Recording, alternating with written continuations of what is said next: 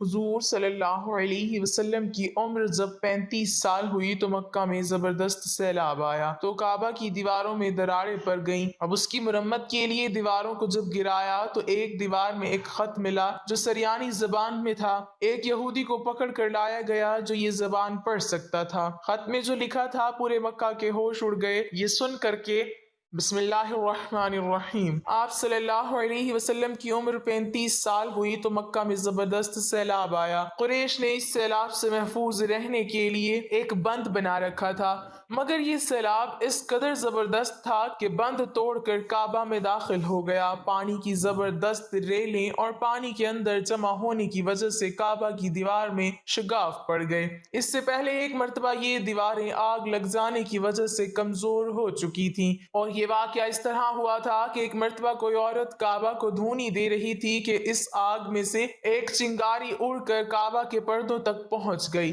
اس سے پردوں کو آگ لگ گئی اور دیواریں تک جل گئیں۔ اس طرح دیواریں بہت کمزور ہو گئی تھیں۔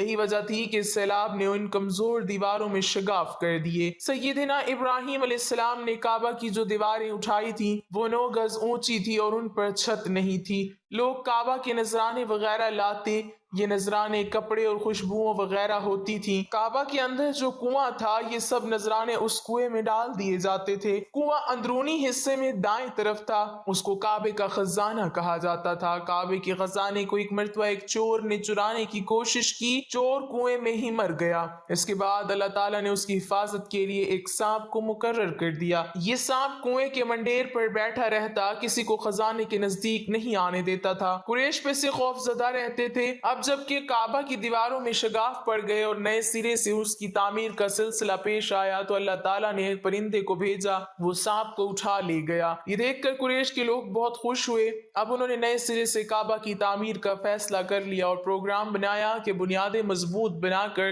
دیواروں کو زیادہ اونچا اٹھایا جائے گا۔ اس طرح دروازے کو بھی اونچا کر دیا جائے گا تاکہ کعبہ میں کوئی داخل نہ ہو، صرف وہی شخص داخل ہو جسے وہ اجازت دیں۔ اب انہوں نے پتھر جمع کیے، ہر قبیلہ اپنے حصے کے پتھر الگ جمع کر رہا تھا۔ چندہ بھی جمع کیا گیا۔ چندے میں انہوں نے پاک کمائی دی، ناپاک کمائی نہیں دی۔ مثلاً طوائفوں کی آمدنی، سود کی کمائی، دوسروں کا مال غصب کر کے حاصل کی گئی دولت چندے میں نہیں دی۔ پاک کمائی انہوں نے بلا وجہ نہیں دی۔ ایک خاص واقعہ پیش آیا تھا جس سے وہ اس نتیجے پر پہنچے تھے کہ اس کام میں صرف پاک کمائی لگائی جائے گی۔ وہ واقعہ یوں تھا کہ ایک قریشی سردار ابو وہب اور عمر بن عابد نے جب یہ کام شروع کرنے کے لیے ایک پتھر اٹھایا تو پتھر اس کے ہاتھ سے نکل کر پھر اسی جگہ پہنچ گیا جہاں سے اسے اٹھایا گیا تھا۔ اس پر قریشی حیران و پریشان ہوئے۔ آخر خود وہب کھڑا ہوا اور بولا، اے گروہ قریش، کعبہ کی بنیادوں میں سوائے پاک مال کے کوئی دوسرا مال شامل مت کرنا۔ بیت اللہ کی تعمیر میں کسی بدکار عورت کی کمائی، سود کی کمائی یا زبردستی حاصل کی گئی دولت ہرگز شامل نہ کرنا۔ یہ واحد نبی کریم صلی اللہ علیہ وسلم کے والد حضرت عبداللہ کا ماموں تھا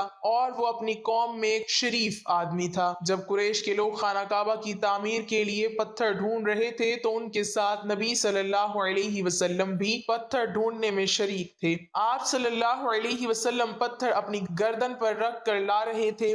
تعمیر شروع کرنے سے پہلے قریش کے لوگوں نے خوف محسوس کیا کہ دیواریں گرانے سے کہیں ان پر کوئی مصیبت نازل نہ ہو جائے۔ آخر ایک سردار ولید بن مغیرہ نے کہا، کعبہ کی دیواریں گرانے سے تمہارا ارادہ اصلاح اور مرمت کا ہے، اس کو خراب کرنے کا نہیں۔ جواب میں لوگوں نے کہا، ظاہر ہے ہم تو مرمت اور اصلاح چاہتے ہیں۔ یہ سن کر ولید نے کہا، تب پھر سمجھ لو کہ اللہ تعالیٰ اصلاح کرنے والوں کو برباد نہیں کرتا۔ پھر ولید ہی نے گرانے کے کام کی ابتدا کی، لیکن اس نے ابھی صرف ایک ہی حصہ گرایا تھا کہ معلوم ہو جائے کہ ان پر کوئی تباہی تو نہیں آتی۔ جب وہ رات خیریت سے گزر گئی تو دوسرے دن سب لوگ اس کے ساتھ شریک ہو گئے اور پوری عمارت گرا دی، یہاں تک کہ ان کی بنیاد تک پہنچ گئے۔ یہ بنیاد حضرت ابراہیم علیہ السلام کے ہاتھ کی رکھی ہوئی تھی۔ حضرت ابراہیم علیہ السلام نے بنیادوں میں سبز رنگ کے پتھر رکھے تھے۔ یہ پتھر اونٹ کی کوہان کی طرح کے تھے اور ایک دوسرے سے جڑے ہوئے تھے۔ ان لوگوں کے لیے ان کو توڑنا بہت مشکل ثابت ہوا۔ دائیں کونے کے نیچے سے قریش کو ایک تحریر ملی، وہ تحریر سریانی زبان میں لکھی تھی۔ انہیں سریانی زبان نہیں آتی تھی۔ آخر ایک یہودی کو تلاش کر کے لایا گیا، اس نے وہ تحریر پڑھ کر انہیں سنائی، میں اللہ مکہ کا مالک جس کو میں نے اس دن پیدا کیا اور میں نے آسمان اور زمینوں کو پیدا کیا جس دن میں نے سورج اور چاند بنائے، میں نے ان کو یعنی مکہ کو 7 فرشتوں کے ذریعے گھیر دیا ہے۔ اس کی عظمت اس وقت تک ختم نہیں ہوگی جب تک اس کی دونوں طرف پہاڑ موجود ہیں، اور ان پہاڑوں کے سردار ایک تو ابو قبیس پہاڑ ہے جو کہ صفا پہاڑی کے سامنے ہے، اور دوسرا کیکان پہاڑ ہے جو مکہ کے قریب ہے جس کا رخ ابو قبیس پہاڑ کی طرف ہے۔ یہ شہر اپنے باشندوں کے لیے پانی اور دودھ کے لحاظ سے بہت بابرکت اور نفع والا ہے۔ یہ پہلی تحریر تھی۔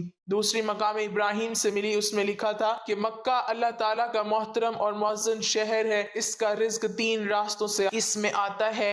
یہاں 3 راستوں سے مراد قریش کے 3 تجارتی راستے ہیں، ان راستوں سے کافی آتے جاتے ہیں۔ تیسری تحریر اس سے کچھ فاصلے پر ملی، اس میں لکھا تھا جو بھلائی بوئے گا لوگ اس پر شک کریں گے یعنی اس جیسا بننے کی کوشش کریں گے، اور جو شخص رسوائی بوئے گا وہ رسوائی اور ندامت پائے گا۔ تم برائیاں کر کے بھلائی کی آس لگاتے ہو، ہاں یہ ایسا ہی ہے جیسے کیکر یعنی کانٹے دار درخت میں کوئی انگور تلاش کرے۔ یہ تحریر کعبہ کے اندر پتھر پر کھدی ہوئی ملی۔ کعبہ کی تعمیر کے سلسلے میں قریش کو پتھروں کے علاوہ لکڑی کی بھی ضرورت تھی، چھت اور دیواروں میں لکڑی کی ضرورت تھی۔ لکڑی کا مسئلہ اس طرح حل ہوا کہ ایک جہاز عرب کے ساحل سے آ کر ٹکرا گیا۔ آج اس مقام کو جدہ کا ساحل کہا جاتا ہے، پہلے مکہ کا ساحل کہلاتا تھا، اسی لیے مکہ کا قریب ترین ساحل یہی تھا۔ ساحل سے ٹکرا کر جہاز ٹوٹ گیا، وہ جہاز کسی رومی تاجر کا تھا۔ اس جہاز میں شاہ روم کے لیے سنگ مرمر، لکڑی اور لوہے کا سامان لے جایا جا رہا تھا۔ قریش کو اس جہاز کے بارے میں پتا چلا، یہ لوگ وہاں پہنچے اور ان لوگوں سے لکڑی خرید لی۔ اس طرح چھت کی تعمیر میں اس لکڑی کو استعمال کیا گیا۔ آخر خانہ کعبہ کی تعمیر کا کام ہجر اسود تک پہنچ گیا۔ اب یہاں ایک نیا مسئلہ پیدا ہو گیا۔ سوال یہ پیدا ہوا کہ ہجر اسود کو کون اٹھا کر اس جگہ پر رکھے گا؟ ہر قبیلہ یہ فضیلت خود حاصل کرنا چاہتا تھا۔ یہ جھگڑا اس حد تک بڑھا کہ مرنے مارنے تک نوبت آ گئی۔ لوگ ایک دوسرے کو قتل کرنے پر تل گئے۔ قبیلہ عبدالدار نے تو قبیلہ عدہ کے ساتھ مل کر ایک برتن میں خون بھرا اور ان میں اپنے ہاتھ ڈبو کر کہا ہجر اسود ہم خود رکھیں گے۔ اسی طرح دوسرے قبیلے بھی اٹھ گئے، تلواریں نیاموں سے نکل آئیں۔ آخر وہ سب بیت اللہ میں جمع ہوئے۔ ان لوگوں میں ابو امیہ بن مغیرہ تھا، اس کا نام حذیفہ تھا۔ قریش کے پورے قبیلے میں یہ سب سے زیادہ عمر والا تھا۔ یہ ام المومنین سیدہ ام سلمہ رضی اللہ تعالی عنہا کا باپ تھا۔ یہ قریش کے انتہائی شریف لوگوں میں سے تھا۔ مسافروں کا سفری سامان، کھانا وغیرہ دینے کے لیے اس سلسلے میں بہت مشہور تھا۔ جب کبھی سفر کرتا تو اپنے ساتھیوں کے کھانے پینے کا سامان خود کرتا تھا۔ اس وقت اس شدید جھگڑے کو ختم کرنے کے لیے اس نے ایک حل پیش کیا۔ اس نے سب سے کہا، اے قریش کے لوگوں، اپنا جھگڑا ختم کر کے تم یوں کرو کہ حرم کے صفا نامی دروازے سے جو شخص سب سے پہلے داخل ہوگا اس سے فیصلہ کرا لو، وہ تمہارے درمیان جو فیصلہ کرے وہ سب اس کو مان لیں۔ یہ تجویز سب نے مان لی۔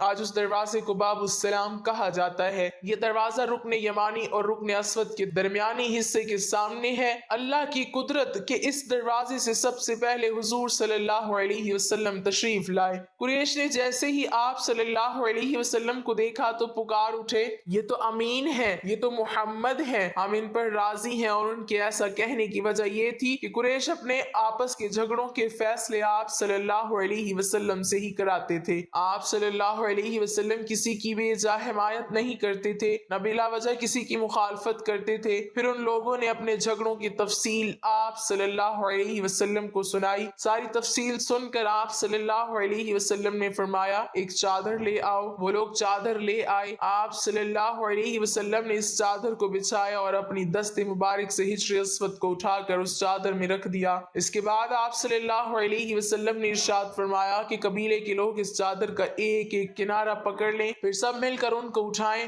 انہوں نے ایسا ہی کیا، چادر کو اٹھائے ہوئے اس مقام تک آگئے جہاں ہجر اسود کو رکھنا تھا۔ پھر اس کے بعد نبی صلی اللہ علیہ وسلم نے ہجر اسود کو اٹھا کر اس کی جگہ رکھنا چاہا، لیکن عین اس وقت ایک نجدی شخص آگے بڑھا اور تیز آواز میں بولا، بڑے تعجب کی بات ہے کہ آپ لوگوں نے ایک کم عمر نوجوان کو ایسا رہنما بنا لیا، اس کی عزت افزائی میں لگ گئے ہو۔ یاد رکھو یہ شخص سب کو گروہوں میں تقسیم کر دے گا، تم لوگوں کو پارا پارا کر دے گا۔ قریب تھا کہ لوگوں میں اس کی باتوں سے ایک بار پھر جھگڑا ہو جائے، لیکن پھر خود ہی انہوں نے محسوس کر لیا کہ حضور صلی اللہ علیہ وسلم نے جو فیصلہ کیا ہے وہ لڑانے والا نہیں، لڑائی ختم کرنے والا ہے۔ چنانچہ حجر اسود کو نبی صلی اللہ علیہ وسلم نے اپنے مبارک ہاتھوں سے اس جگہ پر رکھ دیا۔ مورخوں نے لکھا ہے یہ نجدی شخص دراصل ابلیس جو اس موقع پر انسانی شکل میں آیا تھا۔ جب کعبہ کی تعمیر مکمل ہو گئی تو قریش نے اپنے بتوں کو پھر سے اس میں سجا دیا۔ کعبہ کی یہ تعمیر جو قریش نے کی تھی چوتھی تعمیر تھی۔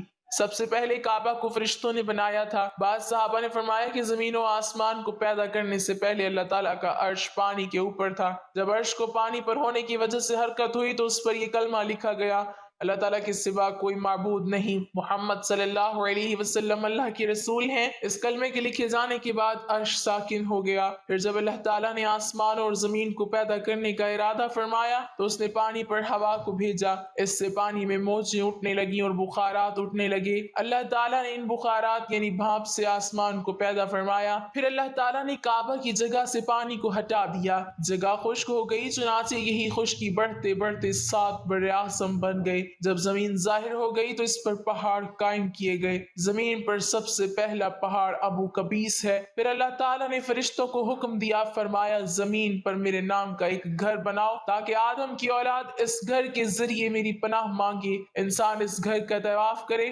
جس طرح تم نے میرے عرش کے گرد طواف کیا ہے تاکہ میں ان سے راضی ہو جاؤں۔ فرشتے نے حکم کی تعمیل کی، پھر حضرت آدم علیہ السلام نے خانہ کعبہ کی تعمیر شروع کی۔ اس کے بعد حضرت ابراہیم علیہ السلام نے کعبہ کی تعمیر کی۔ اس طرح قریش کے ہاتھوں یہ تعمیر چوتھی بار ہوئی تھی۔ اللہ پاک ہمیں بہتر عمل کرنے کی توفیق عطا فرمائے اور ہمیں نیکوکاروں میں شامل کرے، آمین۔ ناظرین، کمنٹ باکس میں اللہ تعالیٰ کے 99 ناموں میں سے ایک نام ضرور ٹائپ